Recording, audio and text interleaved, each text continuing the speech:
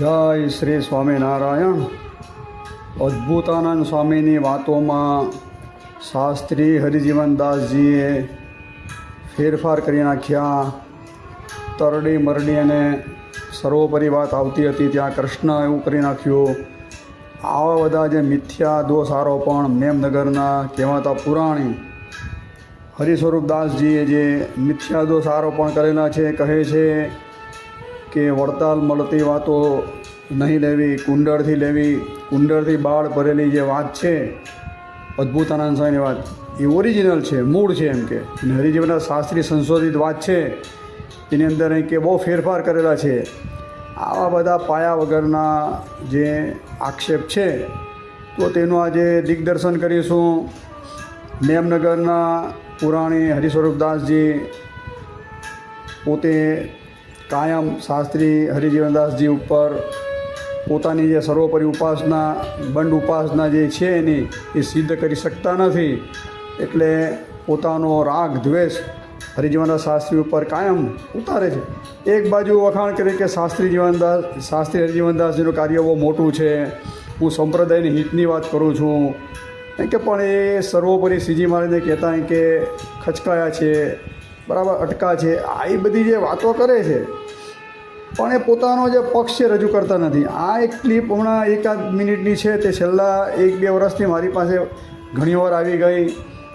ઘણા એવા કહેવાતા આવી બંડ વિચાર ધારા જણાવનારા એવી રીતે એવું સાબિત કરવા માગે છે કે શાસ્ત્રી હરિજીવનદાસજીએ જે શાસ્ત્ર કર્યા એમાં ઘણા કે ફેરફાર કર્યા, બરાબર આ વાત કરે છે. તો પહેલાં આપણે સૌ પ્રથમ એ કહીએ કે હરિજીવનના શાસ્ત્રીએ તો ઘણા શાસ્ત્રો સંશોધિત કરેલા છે.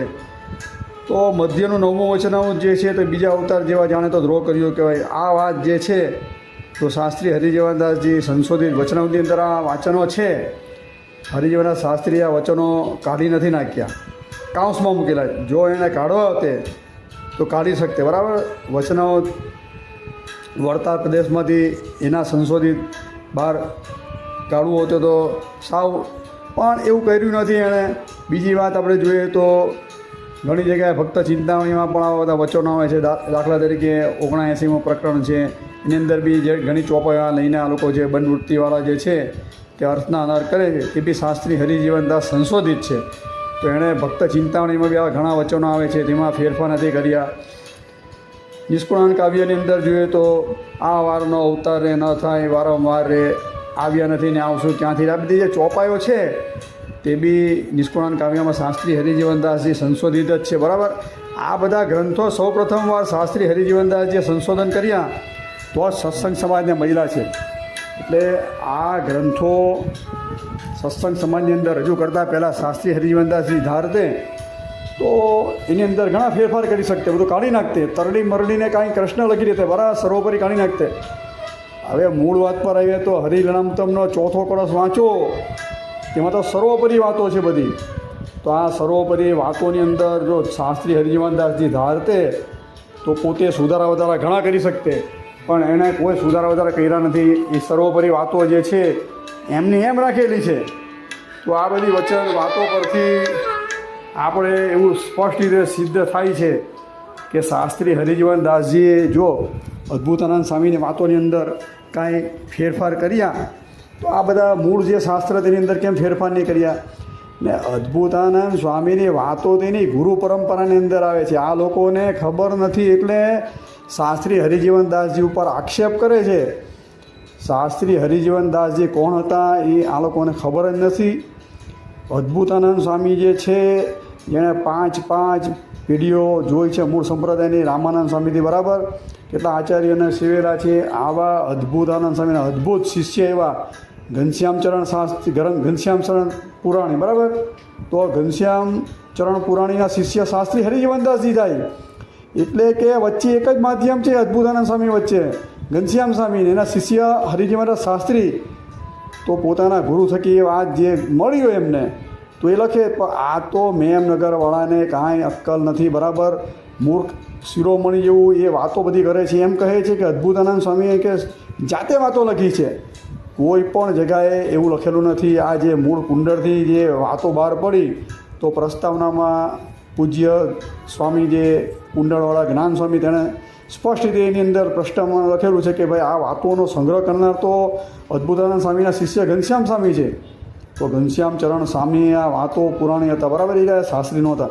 તો એ ઘનશ્યામ ચરણ સ્વામી તો હરિજીવનદાસ શાસ્ત્રીના ગુરુ થાય, એણે સંગ્રહિત કરી. આમને મેમનગરવાળા સ્વામીને તો એ ખબર પણ નથી કે કોણે વાત સંગ્રહિત કરીને દોષ આરોપણ કરવા માટે જાણે હું બાઈ ચડાવીને નીકળી પડે છે, જે હોય તે ફેંકાફેંક કરી નાખો. આ એક ગપોડી કંપનીમાં અગ્રસર છે, ડાયરો જમાવ હોય, તાળી પાડવી વાતે વાતે, બરાબર, આ બધી વિકૃતિ એની અંદર ખાસ જોવા મળે ને. ખાસ કરીને અવતાર ખંડન કરવો એનો ખોરાક ધંધો છે. જ્યાં આવે ત્યાં બધી વાતોને પ્રમાણિત પણ હું આમાં બધી વાતો સત્ય કહે છે તો આપણે ક્રમશઃ બધી વાતો જોઈશું. પણ હરિજીવનદાસ શાસ્ત્રીની વાત આ જે પ્રકાશિત હોય તો પણ જો મૂળ શ્રીજી મહારાજના સિદ્ધાંતથી વિરોધ દર્શાવતી હોય એ કદાપી માન્ય ન રખાય. મૂળ જે સિદ્ધાંતમાં શિક્ષાપત્રી છે એ સર્વોપરી ગ્રંથ છે, કારણ કે શ્રીજી મહારાજે સ્વયં લખેલો છે વચનાવૃત ગ્રંથ, જે ભગવાન સ્વામિનારાયણની પરાવાણી છે અને 4 નંદ સંતોએ તેને સંગ્રહિત કરેલો છે. એટલે આ તો પરમ આપણે વેદતુલ્ય ગ્રંથ છે, સત્સંગી જીવન ગ્રંથ. શ્રીજી મહારાજની આજ્ઞાથી ત્રિકાલદર્શી મહર્ષિ યોગીવર્ય સતાનંદ સ્વામી મૈત્રી ઋષિનો અવતાર તેણે બનાવેલો છે, શ્રીજી મહારાજે જોયો તપાસેલો છે. આવી પ્રબળ પ્રમાણરૂપ છે. એટલે આ ગ્રંથની વિરુદ્ધ કાંઈ આવતું હોય તો અદ્ભુતાનંદ સ્વામીની વાતો હોય કે બીજા કોઈ સ્વામીની વાતો હોય, હરિજીવનદાસ શાસ્ત્રીની વાતો હોય કે હરિજીવનદાસ શાસ્ત્રી સંશોધિત કાંઈ હોય, કોઈ માન્ય નથી. કારણ કે ભગવાન સ્વામિનારાયણે જે મોરછાપ આપેલી છે, નંદ સંતોએ જેના પર મોરછાપ આપેલા છે એ મુખ્ય છે. અદ્ભુતાનંદ સ્વામીની વાત તો ઘનશ્યામ સ્વામીએ લખેલી છે. અદ્ભુતાનંદ સ્વામીના ગુરુ હતા, એટલે એણે જે ગુરુ સાથે ફર્યા હોય એને જે વાતો કરતા હોય તો એણે સાંભળ્યું હોય તો એ સંગ્રહિત કરેલી છે ઘનશ્યામ સ્વામીને. ઘનશ્યામ સ્વામી પાસે સીધી રીતે શાસ્ત્રી હરિજીવનદાસને મળે. એની જગ્યાએ આ લોકોએ જે પોતાની કાથી પ્રાપ્ત થઈ મૂળ કુંડળવાળા સ્વામીને, તો એની વાતો દર્શાવતા સ્વામી લખે છે કુંડળવાળા સ્વામી કે હમોને આ વાતો છે તો કેવી રીતે પ્રાપ્ત થઈ. તો અદ્ભુતાનંદ સ્વામીના શિષ્ય આપણે વાત કરી તો ઘનશ્યામ સ્વામી આવે છે ને, ઘનશ્યામ સ્વામીના શિષ્ય છે તો એના ગુરુબંધુ તરીકે લખે છે આ લોકો, બરાબર. ગુરુબંધુ એટલે શું, હવે તો સ્વામી શ્રી જાણે. તો એની અંદર રામદાસ લખે છે અને રામચરણ છે, બરાબર. તો આના પછી કે કૃષ્ણ જીવન સ્વામીને મળી એ વસ્તુ, અને કૃષ્ણ જે જીવને હસ્તલિખિત કરેલી વાતો જે છે તો ધર્મ સ્વરૂપ સ્વામી એને બટુક સ્વામી બી કહે છે આ લોકો. તો આ ધર્મ સ્વામી છે બટુક સ્વામી, અને કે લક્ષ્મી પ્રસાદજી મહારાજે એને દીક્ષા આપેલી અને નાના હોવાથી એને બટુક સ્વામી નામ આપેલું. તો આવી રીતે જે અદ્ભુતાનંદ સ્વામીની વાતો કુંડળવાળા સ્વામી લખે છે પ્રસ્તાવનાની અંદર. અદ્ભુતાનંદ સ્વામીની વાતોનો સંગ્રહ કરનાર હતા ઘનશ્યામ સ્વામી. ઘનશ્યામ સ્વામી પાસે કે એના રામ સ્વામી પાસે આવી, પછી કૃષ્ણ જીવન સ્વામી પાસે આવીને કૃષ્ણ જીવને જે લેખી પ્રત કરી તે કે આ બટુક સ્વામી પાસે, ને બટુક સ્વામી કે ગોપાલચરણ શાસ્ત્રી પાસે હતી ને એ પ્રત કે અમને બની. આટલી લાંબી વસ્તુમાં કોણે ફેરફાર કર્યા, કોણે ઘાલમેલ કરી એનું કોઈ પ્રૂફ છે ખરું આ લોકો કોઈની પાસે બી? અને જે શબ્દ મૂળ કોપી કુંડળવાળી જે કોપીની અંદર લખાયેલા છે, હવે એ શબ્દ કોના બી હોય, હવે કોણે લખેલા છે એ બી પ્રમાણિત છે નહીં. કારણ કે આની અંદર તો સ્પષ્ટ રીતે સ્વામી જેમ લખે છે કે આ તો કૃષ્ણ જીવન સ્વામીએ લેખી પ્રતમાંથી કોપી કરેલી છે. એટલે આ બધી વસ્તુ કરતાં મૂળ જો ગ્રંથ સાથે વિરોધાભાસ આવતી હોય તો એને ન માન્ય રખાય. અને હરિજીવનદાસ શાસ્ત્રીની આ વાત હડાવે છે છાસવારે, તો એમ કહે છે કે ગોપાલચરણ શાસ્ત્રી અમને વાત આપી, તો એ જ ગોપાલચરણ શાસ્ત્રીએ આ અદ્ભુતાનંદ સ્વામી અદ્ભુત વાર્તા નામના શીર્ષકથી એઓએ દ્વિતીય આવૃત્તિ આ વાતોની બહાર પાડી હતી. અને કઈ સાલમાં બહાર પાડી હું તમને કહી રહ્યો, બરાબર. સંવત અને ઈસવીસન 2 લખેલી. સંવત જોઈએ તો એ વાતો 1901, બરાબર. એટલે આ જે ગોપાલચરણ શાસ્ત્રી હતા તે આમ હરિજીવનદાસ શાસ્ત્રીના કોઈ શિષ્ય હતા જ નહીં, પણ જે કોઠારી જે નારાયણ મુનિ હતા તો શાસ્ત્રી હરિજીવનદાસજીની સેવા માટે આ ગોપાલચરણ શાસ્ત્રીને રાખેલા હતા. એટલે આમ જોવા જઈએ તો ગોપાલચરણ શાસ્ત્રી જે છે તે તો નારાયણ મુનિ દેવના શિષ્ય હતા, બરાબર, પણ શાસ્ત્રી હરિજીવનની સેવા માટે આપેલા હતા. તો આણે જે અદ્ભુતાનંદ સ્વામીની વાતો છે તેની દ્વિતીય આવૃત્તિ જે છે તે સંવત 2035ની અંદર, અને આપણે સન જોઈએ ઈસવીસન તો 1979ની અંદર બીજી વાર આવૃત્તિ જે બહાર પડી તો ગોપાલચરણ શાસ્ત્રી હસ્તક 1979ની અંદર જે અદ્ભુતાનંદ સ્વામીની અદ્ભુત વાત બહાર પડેલી છે તેની અંદર ઉપાસનાની બાબતમાં ખાસો ફરક છે અને કુંડળથી જે વાતો બહાર પડી છે તેમાં ખાસો ફરક છે. તેમાં આપણે વાતો 3 જોઈશું. કઈ વાતો? તો 44 નંબરની વાતો, પછી આપણે જોઈએ તો 131 નંબરની વાતો, પછી આપણે જોઈએ તો 213 નંબરની વાતો. આ વાતો આવી તો ઘણી છે, એની અંદર ઘણો ફેરફાર છે અને ઘણો સિદ્ધાંતિક ભૂલ બી છે બધી ઘણી, બરાબર. એટલે આ બધી વાતો કપોળ કલ્પિત જ કહેવાય અને મૂળ વાતો અને આ વાતો એ અડાવાય નહીં. હવે પણ આ સ્વામી મેમનગરવાળાએ આક્ષેપ કરી નાખ્યો કે હરિજીવનના શાસ્ત્રીએ બદલી નાખીને સર્વોપરી ઉપાસનાની હતી ને કૃષ્ણ નાખી દીધું ને ઠીકણું કરી નાખ્યું. આ બધા પાયા વગરના આ બધા લખેલા છે. તો આ વહેલી વાર હવે કુંડળની અંદરથી સ્વામીજીએ પ્રથમ આવૃત્તિ બહાર પાડી તો 2010ની સાલમાં પાડી અને પછી બીજી આવૃત્તિ બહાર પાડી તો 2013માં પાડી ઈસવીસન. તો આ 2010 આપણે પકડીએ તો જે ગોપાલચરણ શાસ્ત્રીએ જે અદ્ભુતાનંદ સ્વામીની વાત પોતે જાતે છપાઈને બીજી આવૃત્તિ બહાર પાડેલી, તો એના 31 વર્ષ પૂર્વે જે પ્રત છે તે મારી પાસે છે. મેં એની PDF બનાવીને સમગ્ર સત્સંગની અંદર એ હું મૂકી છે અને કોઈને જોઈતું હોય તો આપીશ. તો આ ગોપાલચરણ શાસ્ત્રીની સંશોધિત તો હરિજીવનના શાસ્ત્રી એણે આ જે બહાર પાડી એ વાત અને આ લોકો જે એમ કહે છે કે ગોપાલચરણ શાસ્ત્રી પાસે અમને જે નોટ મળી જે કૃષ્ણ જીવન સ્વામીએ લખેલી હતી, તો એની બેની વચ્ચે બહુ મોટો ભેદ છે. એટલે કે ગોપાલચરણ શાસ્ત્રીના લોકો એ કહે છે મુખ્ય પાત્ર એના દ્વારા અમને મળ્યું, તો એણે જે વાતો બહાર પાડી છે તો બહુ મોટો સંશય ઊભો થાય છે. જો એણે આ નોટ જોઈ હોય, વાંચી હોય તો સ્પષ્ટ રીતે જણાઈ આવે તો એણે જે બહાર પાડેલી સંશોધિત કરેલી જે વાતો જે હરિજીવનના શાસ્ત્રીવાળી તો એને બહાર પાડવી નહીં જોઈતી હતી. કારણ કે એણે બહાર પાડેલી જે વાત છે અદ્ભુતાનંદ સ્વામીની અને આ નોટ એ બેની અંદર તો આસમાન જમીનનો ફરક છે. કેટલો ફરક છે તો ક્રમશઃ આપણે પહેલાં એની ચર્ચા કરી લઈએ. હવે બીજી બધી વાતો તો ઠીક છે, અવતાર વાર તો લઈએ જ છે આપણે, પણ બીજી બી સિદ્ધાંતિક વાતો એવી છે કે એની અંદર ઘણો ફરક છે. એની અંદર એવી વાતો આવે છે કે ગઢડાની અંદર કે પ્રતિષ્ઠા થઈ એમ કે તો પ્રતિષ્ઠા કરવા માટે નામ અડાવેલું છે, બરાબર, અદ્ભુતાનંદ સ્વામીનું અને નિત્યાનંદ સ્વામીનું. સમગ્ર સત્સંગ સમાજને ખબર છે કે ગઢડામાં ભગવાન શ્રી ગોપીનાથજી મહારાજની પ્રતિષ્ઠા કોણે કરી? તો સાક્ષાત શ્રીજી મહારાજે કરી ધામધૂમથી. પણ આ વાતની અંદર અદ્ભુતાનંદ સ્વામીની વાતની અંદર એવું લખવામાં આવેલું છે કે અદ્ભુતાનંદ સ્વામીએ અને આ નિત્યાનંદ સ્વામીએ કે આની પ્રતિષ્ઠા કરી એમ કે. અરે આ તો કોઈના ગળે ઉતરે એવી વાત છે જ નહીં. આવી બધી તો ઘણી બધી વાતો જે છે. હવે આ વાત તમને કહી દઉં કયા નંબરની વાત છે. તો વાત નંબર 1 મિનિટ, બરાબર, 190ની વાત છે. તો 190મી વાતની અંદર એવું લખવામાં આવ્યું કે ગઢડાની પ્રતિષ્ઠા જે છે તો અદ્ભુતાનંદ સ્વામી અને નિત્યાનંદ સ્વામી કરી, પછી શ્રીજી મહારાજ લાડુબાને કહે કે તમે આને થાળ જમાડો. આ બધી લાંબી વાત છે, પણ આ વાત કોણ માન્ય રાખે? અને ગઢડાવાળા વાતને માન્ય રાખશે ખરા?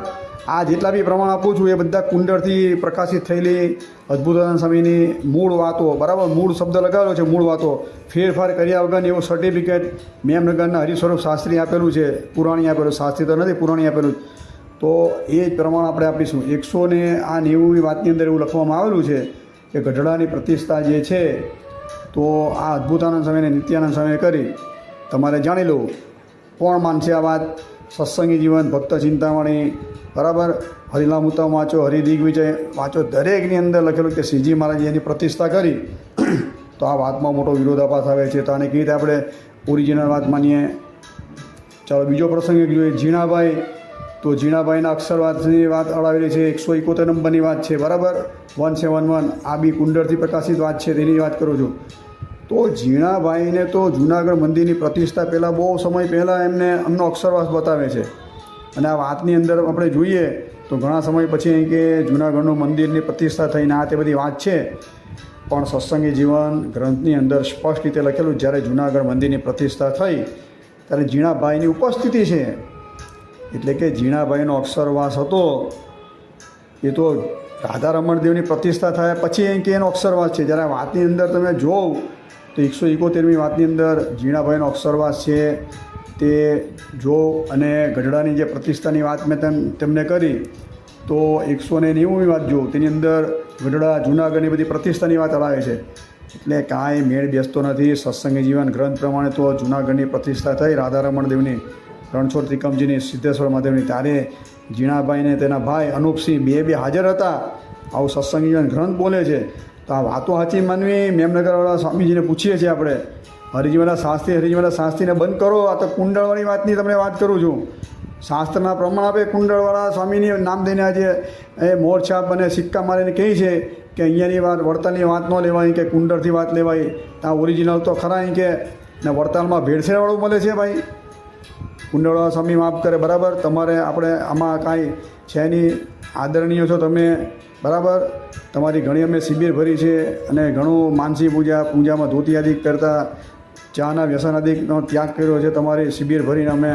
પણ અમારે તમારે મુખ્ય સૈદ્ધાંતિક વિરોધની અંદર આજે અવતારના ખંડન બંધન કે સર્વોપરી ખોટી રીતે જે રજૂ થાય છે એના બાબતમાં આપણે વિરોધ છે. બાકી બીજી રીતે આપણે કુંડળવાળા સ્વામી જે છે તે આદરણીય છે, બરાબર.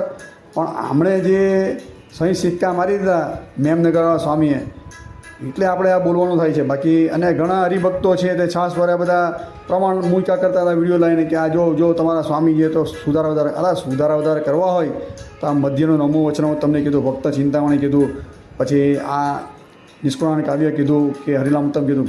એ દરેક ગ્રંથ હરિજીવન શાસ્ત્રી સંશોધિત જ છે. તેમાં કેમ સુધારા વધારા નહીં કરે? એની અંદર બધી એવી ઘણી બધી વાતો આવે છે, મેં તમને કીધું ખરું. એટલે માપમાં રહીને બોલે આ મેમનગરવાળા સ્વામી તો સારું છે. કુંડળવાળા સ્વામી તો કાંઈ બોલ્યા નથી, તો એની વકીલાત કેમ કરવા નીકળી પડ્યા? આની વાત લેવીને પેલાની નહીં લેવી. કોઈ દિવસ કુંડળવાળા સ્વામીએ જાયની અંદર કીધું નથી કે આ મારી, અને એણે પ્રસ્થાનમાં બી એવું નથી લખ્યું કે આ હરિજીવનના શાસ્ત્રી સંશોધિત વાતની અંદર ફેરફાર છે, કે એણે તો સ્પષ્ટ એવું લખ્યું છે કે આ ઓરિજિનલ જે અમે અમુક જે બતાવીએ છીએ કાંઈ પણ ફેરફાર શબ્દ ન કર્યા વગર, કે કોઈને એ સમયનો કે કયો ઇતિહાસ કે કઈ લિપિ કે કયા શબ્દ હતા ઓરિજિનલ એ જાણવા મળે. એ હિસાબે અમે આ વાતો બહાર પડે. બાકી એણે તો આવા આક્ષેપબાજી કર્યા જ નથી કુંડળવાળા જ્ઞાન સ્વામીએ કે હરિજીવનના શાસ્ત્રીએ ફેરફાર કર્યા ને આણામ કરીને નીકળું. આ ફક્ત ને ફક્ત મેમનગરવાળા સ્વામી છે, તેને શાસ્ત્રી મહારાજ પર બહુ મોટો દ્વેષ છે. હવે બીજી વાત છે તો આની અંદર એવી વાત આવે છે કે મુક્તાનંદ સ્વામી હતા તેમ કે બરોડા ગયા હતા, તો એમ કે ત્યાં એને કે સંસ્કૃત નહોતું કે આવડતું, સંસ્કૃત નહોતા ભણ્યા કે આવી વાત બી લખવામાં આવેલી છે મુક્તાનંદ સ્વામી નામે. એ વાત જોઈએ તો વાત નંબર છે 102મી વાત છે, બરાબર. તો આ 102ની વાતની અંદર એવું લખેલું છે કે મુક્તાનંદ સ્વામી છે તે સંસ્કૃત તારે ભણેલા નહીં હતા. કોઈના માન્યામાં આવે ખરું? હમણાં હાલમાં જ ભુજ તરફથી તમે જોવો તો વ્યાસસૂત્ર ઉપર જે મુક્તાનંદ સ્વામીએ સંસ્કૃતમાં ટીકા કરી છે તે બહાર પડી છે. તો મુક્તાનંદ સ્વામી સંસ્કૃત નહીં ભણ્યા, તો સંસ્કૃતમાં કેવી રીતે લખ્યું? મેમનગરવાળા સ્વામીને ખાસ આ કોણે લખ્યું એ પહેલાં તપાસે તો શું મુક્તાનંદ સ્વામીની જગ્યાએ કોઈ બીજાએ લખ્યું છે? શાસ્ત્રી હરિજીવનદાસ લખી દીધું? મુક્તાનંદ સ્વામી પાસે શ્રીજી મહારાજ ગોપાળાનંદ સ્વામી જ્યારે સાધુ બન્યા ત્યારે રામાનુજાચાર્યને ગીતા ભાષ્ય ભણવા માટે મુક્તાનંદ સ્વામી પાસે શ્રીજી મહારાજ મોકલતા હતા. રામાનુજાચાર્યને ગીતા ભાષ્ય સંસ્કૃતમાં છે, બરાબર. તો મુક્તાનંદ સ્વામી સંસ્કૃત ભણ્યા ન હોય તો ગોપાળાનંદ સ્વામીને કેવી રીતે ભણાવે? આ ગીતા એના જીવન ચરિત્રની અંદર લખેલી છે. એટલે આને આગળ પાછળનો કંઈ વિચાર છે નહીં અને ઠોકાઠોક કરે છે. આ ગપોડિયાસન છે મેમનગર ગુરુકુલવાળા, બરાબર. એટલે હરિસ્વરૂપ સ્વામીને વિનંતી કે આગળ પાછળનું તપાસો અને પછી બોલવામાં માફ રાખો. તમે તમારા જે સંસ્થામાંથી પ્રકાશિત, હું તમને હવે તમે બધા પર આક્ષેપ કરો છો તો તમે કેટલા પ્રમાણિક ગ્રંથ બહાર પાડો છો, તો થોડું તમને બી પ્રસાદ તો આપણે બતાવો પણ સત્સંગ સમાજ પાસે કે આ સ્વામી બી કેટલા સુધારા વધારા તે ગ્રંથો બહાર પાડે છે. ખાસ કરીને આપણે જોઈએ તો હરિલીલા કલ્પતરુ ગ્રંથ જે છે તે રાજકોટ ગુરુકુલની આવૃત્તિ છે. તો મેમનગરવાળા તારે સાથે રહેતા હતા, હવે જુદા રહ્યા, ત્યારે આ જે પ્રત બહાર પડી હતી તો એની અંદર 8 જેટલા શ્લોકો ક્ષેપક નાખવામાં આવેલા છે.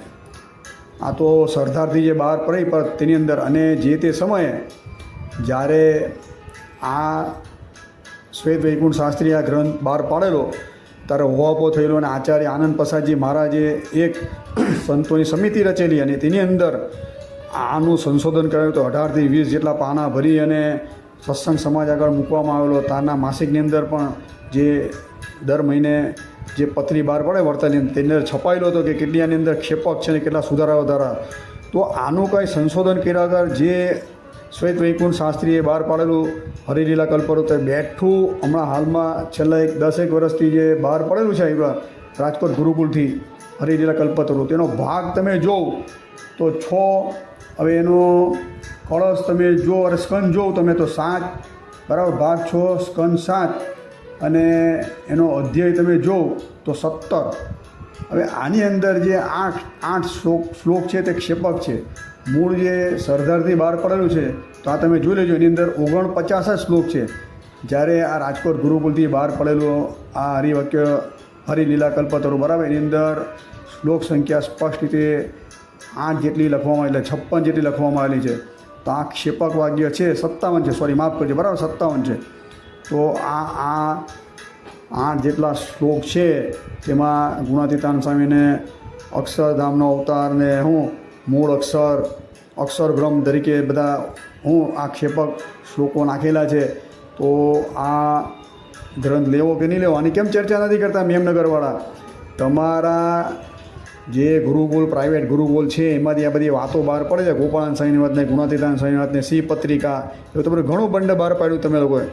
તો એ બધાની અંદર શાસ્ત્રથી કેટલો વિરોધાભાસ આવે છે. સર્વોપરીના નામે તમે જે આ બધું જે બંડ ચલવો છો પ્રવૃત્તિ, તો આ બધી પ્રવૃત્તિના અમે આગળ ઘણા વિડીયો બનાવેલા છે, એટલે એના વિશેષ નથી કરતો. તમે જે કરો તે બધું લીલા અને બીજા કરે તે બોલાય અહીંયા આવી બધી વાતો. સ્વામીજી બરાબર, સ્વામીજી હોશિયાર છે, સ્વામીજી રાજી રહેજો બરાબર, કંઈ ખોટું લાગે તો માફ કરજો બરાબર, રાજી રહેજો. કારણ કે તમે મોંમાં આંગળા નાખ્યા છે.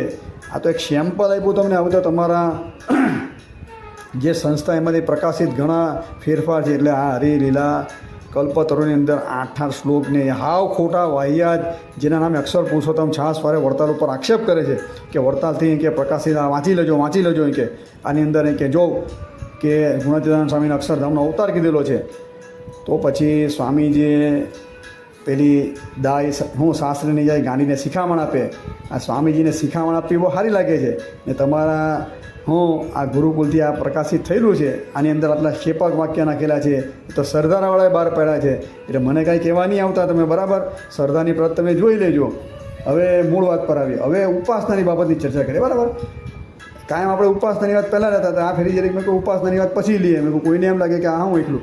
હવે એમાં જે 44 નંબરની જે વાત છે, જે ઓરિજિનલ વાત તરીકે ઓળખાવે છે આ મેમનગરવાળા સ્વામી, તો કુંડળથી પ્રકાશિત 44 નંબરની મૂળ અદ્ભુત સ્વામીની વાતો, તેની અંદર એવું કહેવામાં આવેલું છે. હું એ બધા પ્રસંગની અંદર ઊંડો ઉતરતો નથી, પણ પેલા રાજા કે કૃષ્ણ જેવા દર્શન કરાવો તો સ્વરૂપાનંદ સ્વામી કહે છે કે કૃષ્ણ જેસા તઈ કે આ 250 સન છે એમ કરીને સાધુને કે 250 કૃષ્ણ રૂપે એમ કે દર્શન આપ્યા. હવે આ વાત માનવામાં આવે ખરી, આ તો ગધેડાને તાવ આવે તેવી વાત છે.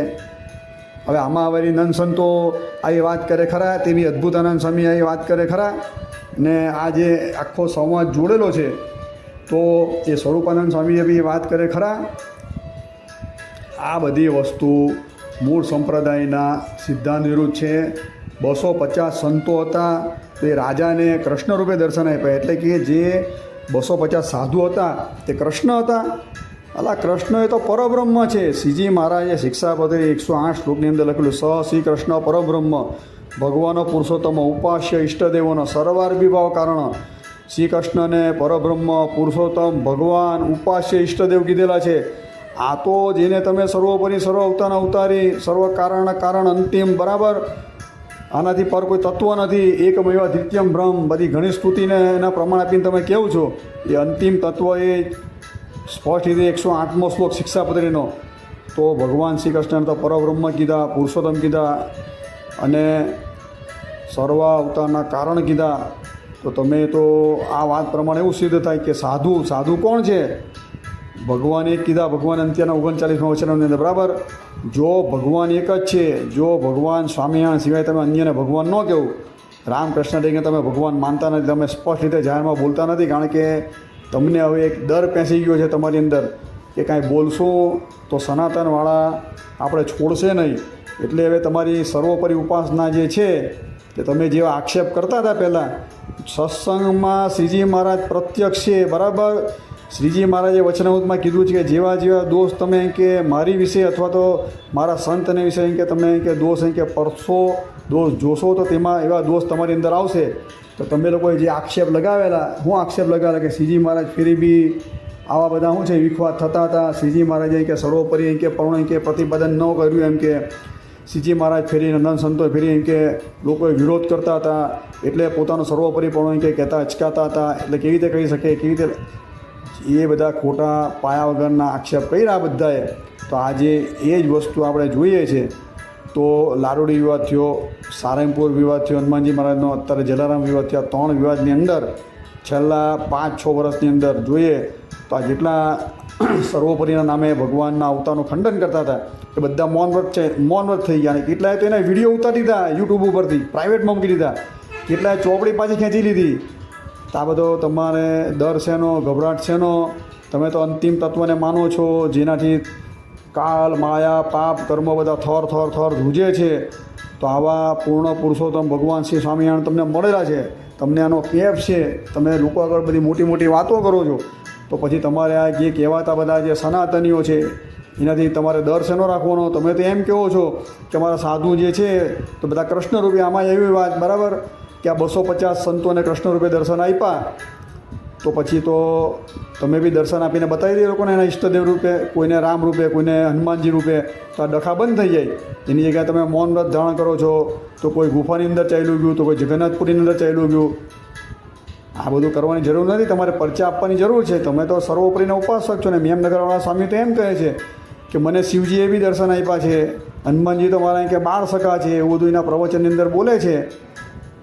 તો પછી આવા હનુમાનજી મહારાજના ફેરી વિવાદ થયો તો 12 સખાને લાવીને આ લોકોને બતાવી ન દેવાય કે ભાઈ અમે હનુમાનજીનો દોષ નથી કરતા, બરાબર, એનો અપરાધ નથી કરતા, કે તમે જો હનુમાનજી મહારાજ પાસે પ્રત્યક્ષ બોલાવતી નહીં, શિવજીની વાત, બરાબર. એટલે આ બધું હરિભક્તોએ સમજવાની જરૂર છે. આ લોકો પાખંડ આંધળે છે જાહેરની અંદર. હવે આને હનુમાનજી દેખાય ખરા, હનુમાનજી 12 સખા હોય ખરા, ને શિવજી દર્શન આપે ખરા? જે એનું ખંડન કરે, જે ભગવાન રામકૃષ્ણથી અવતારને ભગવાન નથી માનતા, એને તુચ્છ જીવકોટીના માને છે, તો આને આ લોકો કાંથી દેખાય? આધિકારિક દેવતા છે આ તો બધા. એને દર્શન આપે ખરા? સત્સંગની આગળ આવા પાખંડ બતાવી અને પોતાની સરસાઈને બીજાની શું છે, હું પોતાની મોટાઈ બતાવીને, પોતાનું ઉત્કૃષ્ટ બતાવીને બીજાને ઊંચા બતાવવા, આ હલકાઈ કરવી બીજાની, આ જ એનો મુખ્ય ધંધો છે. શ્રી કૃષ્ણ ભગવાન તો ઉદ્ધવ સંપ્રદાયના ઈષ્ટદેવ છે, એક જ છે, એકમેવ દ્વિતીયમ બ્રહ્મ. એના જેવો થવા માટે કોઈ શક્તિમાન નથી. એવું શ્રીજી મહારાજે વચનામૃતના પાને પાને કીધું છે. આ તમને પહેલી વાત કરી શિક્ષાપત્રીની, એ પ્રમાણે નહીં વર્તે તો સંપ્રદાય થકી બહિર્મુખ છે. એટલે આપણે શ્રીજી મહારાજના વચન પ્રમાણે સાક્ષાત શ્રી કૃષ્ણ તો પરબ્રહ્મ પુરુષોત્તમ કીધા. એની ટીકા વાંચી લઈ. કોઈ એમ કે ના તો મૂળ રૂપની વાત કરી, અક્ષરધામાધિપતિની ટીકાની અંદર સત્યનારાયણ સ્વામીએ દેવકીનંદન શ્રી કૃષ્ણને ઉદ્દેશીને બધી વાત કરેલી છે. અને છેલ્લે 108ના ઉપસાની અંદર લખેલું છે કે જે કૃષ્ણ જે કયા દેવકીનંદન શ્રી કૃષ્ણ કે અક્ષરધામાધિપતિ, એ જ અમારા ઈષ્ટદેવ સ્વામિનારાયણ રૂપે અહીં પ્રગટ થયા ધરા ઉપર. એટલે ત્રણની એકતા બતાવી છે. અક્ષરધામનું મૂળ રૂપ અને દેવકીનંદન શ્રી કૃષ્ણ એક છે, અને એનો દેવકીનંદન શ્રી કૃષ્ણનો બીજો અવતાર શ્રીજી મહારાજ છે. 108મો શ્લોક વાંચો તો ખરા તમે, એટલે તમને ખબર પડે. સત્યનારાયણ સ્વામીએ જે શિક્ષાપત્રી અર્થદીપિકાની અંદર લખેલું છે, ને અર્થદીપિકા તો શ્રીજી મહારાજે પોતાનો રદગત અભિપ્રાય માનેલો છે, તો આને આપણે કેવી રીતે પાછી પાડી શકીએ? એટલે શ્રીજી મહારાજને જ માન્ય હતું આ ગ્રંથ અર્થદીપિકાની અંદર સ્પષ્ટ રીતે સત્યનારાયણ સ્વામીએ દેવકીનંદન શ્રી કૃષ્ણ, બરાબર, કાં તો તમે અનાદિ શ્રી કૃષ્ણ મૂળ જે કહેવું છો તે બે વચ્ચે અભેદ પણ બતાવીને, સ્વામિનારાયણ ભગવાનને બે વચ્ચે અભેદ બતાવીને એક બતાવ્યા જ બધાને. એ તો સાક્ષાત શ્રી કૃષ્ણ તો ભગવાન જ છે, બરાબર.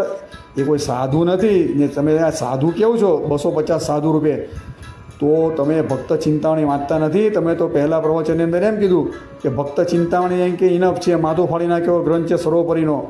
તો ત્યાગ વૈરાગ મૂર્તિ નિષ્કુળાનંદ સ્વામીએ ભક્ત ચિંતામણી 52મું પ્રકરણ તેની અંદર સ્પષ્ટ રીતે લખેલું છે કે જે દુર્વાસાનો શ્રાપ થયો તેની અંદર મરીચાદિક ઋષિ જે હતા તે કયા કયા નામથી આ ઉદ્ધવ સંપ્રદાયની અંદર આવ્યા, તે દરેકના નામ 52મા પ્રકરણની અંદર લખેલા છે. એની અંદર મુક્તાનંદ સ્વામી આવી જાય, ગોપાળાનંદ સ્વામી આવી જાય, નિત્યાનંદ સ્વામી આવી જાય, બરાબર, ગુણાતીતાનંદ સ્વામી, દરેકના નામ લખેલા છે.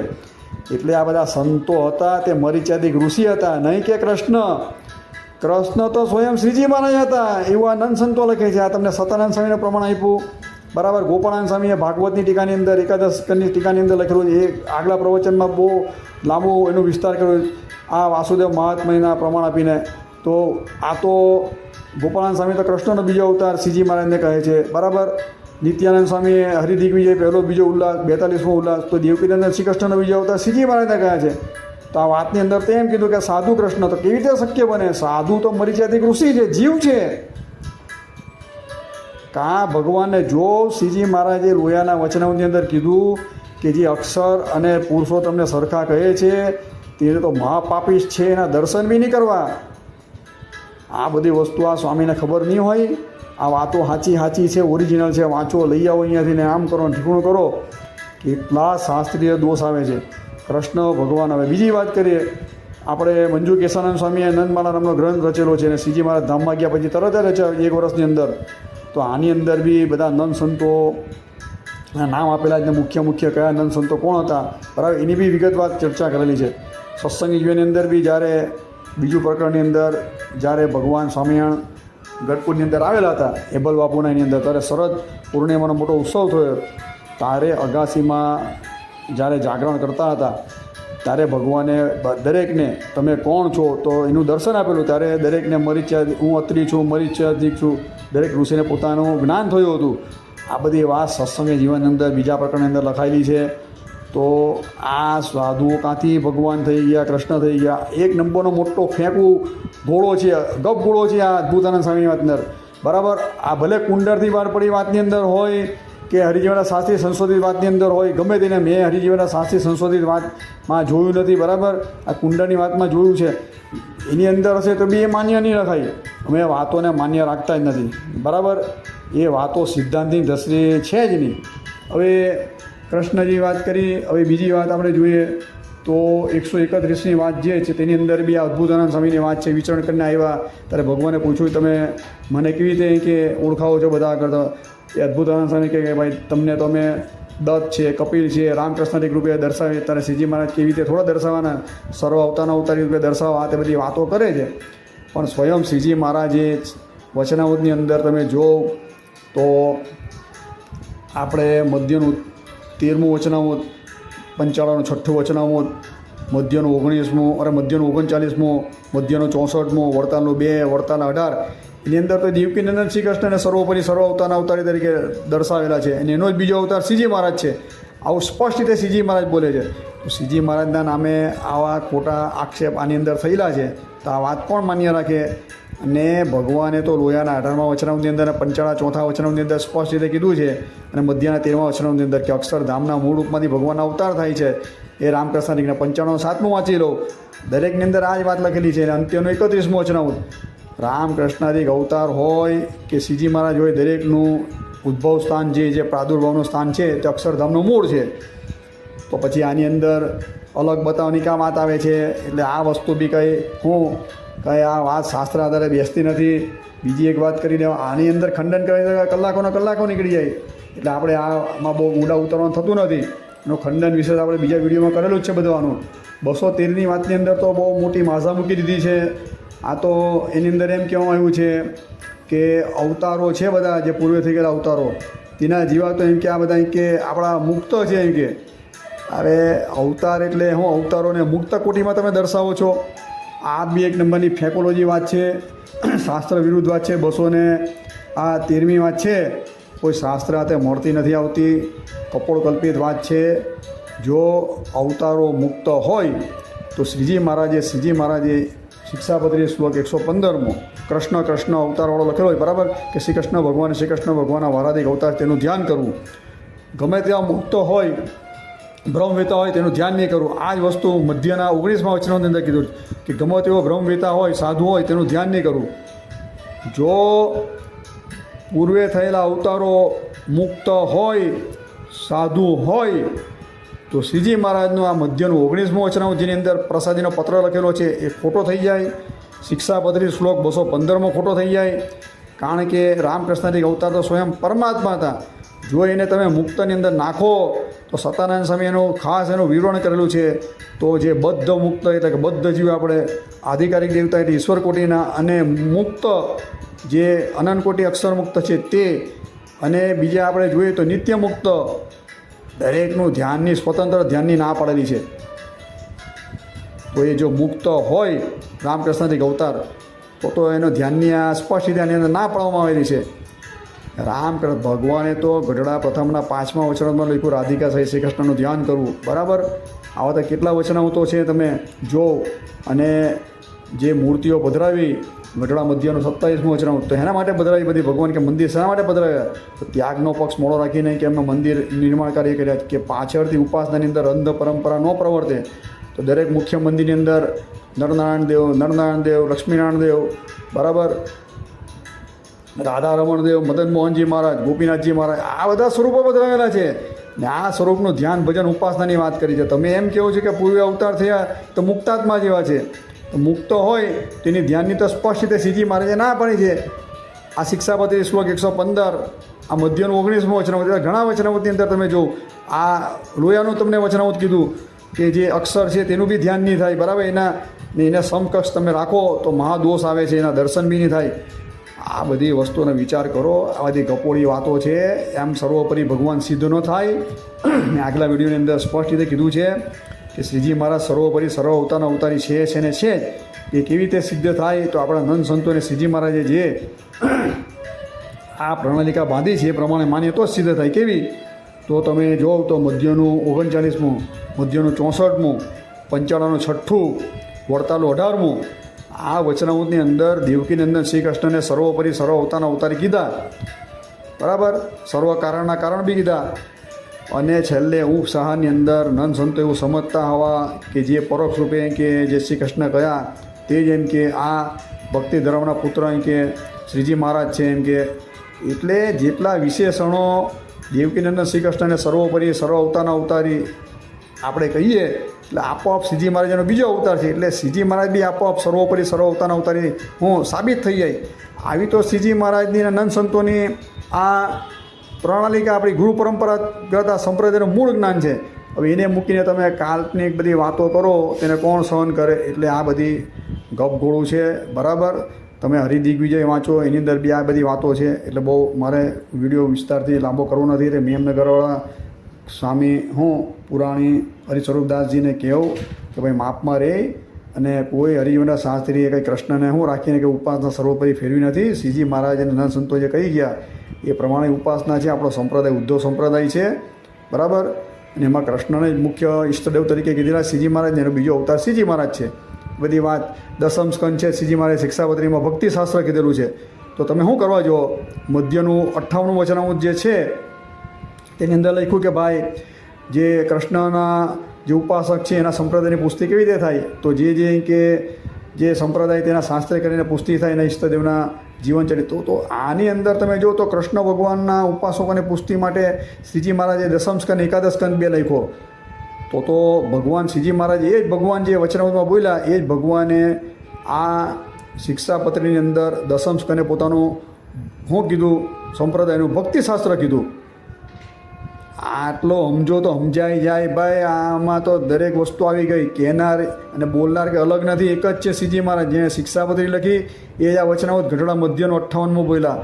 એટલે આપણો સંપ્રદાય ઉદ્ધવ સંપ્રદાય છે. બરાબર, એટલે દસમ સ્કંદને ભક્તિશાસ્ત્ર કીધું અને બીજો અવતાર શ્રીજી મહારાજ છે. એટલે એના ચરિત્ર બી તમે ગુણગાન કરો, કાંઈ દોષ નથી. પ્રતિવતા પ્રમાણે તમે ભગવાન શ્રીજી મહારાજના જીવન ચરિત્ર બરાબર ગુણગાન કરો.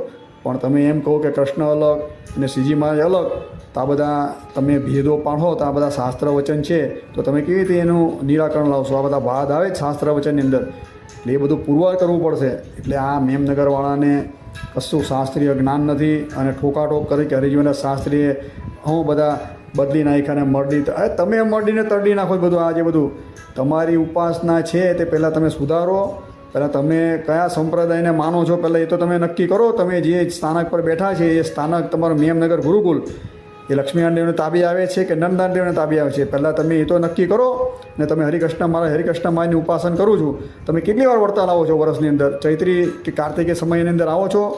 કેટલી વાર આવીને હરિકૃષ્ણ મહારાજનું ધ્યાન ભજન કરો છો? આવીને તમે હરિકૃષ્ણ મહારાજની હું સેવા કરી?